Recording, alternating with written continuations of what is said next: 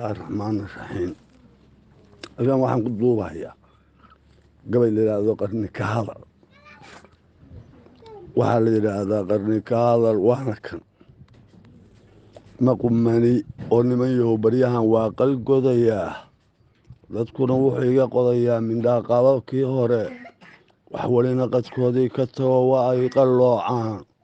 qarnigan markaan fiiriyey iyo qaabu dhaqankiisa oo qaaradeennan arkiyo qolada teenna qalbiga iyo caqligii wayga lumo qaar dhan baa maqan qisadaa markaan dhuuxay oo aan qunuga faallooday qayaamihii inuu soo dhow yahaan qaashiraysaday qaaba qoyskii baa noo hariya buunkii qayladae war qof waliba halkaa uu qunuqadiyo loox qaado qaladkan dadweynaha wada iyo qaabdariya yaab labada isqabta iyo qaar isdhalay iyo qolo walaalaa gabadh quruxle wiil qaymo badan iyo oday qabiir weyna qaari shiiqa iyo inan yaroo haysta qorigiisa qof yar iyo qof weynaadanihii waa isqallacaya balqajir iyo xishood lamaarkiiyo qiiro aadnimo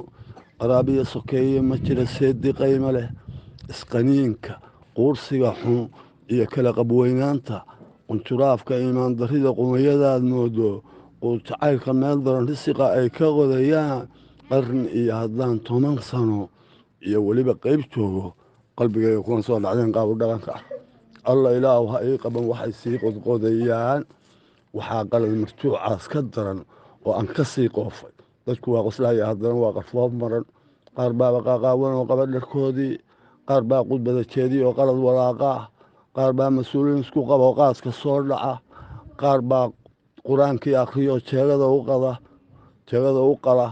qaar baa maxkamad loo qiraa oo qamrada iibsha qaar baa qabiilada xukumo qoys dhan soo liqay dhallaankii baa wada qooqan oo laysku qumiyaayo iyagoon mas-uul qaadi karin qoys la leeyahay alla qaylu caadi maahane allow qiilsan noo bixi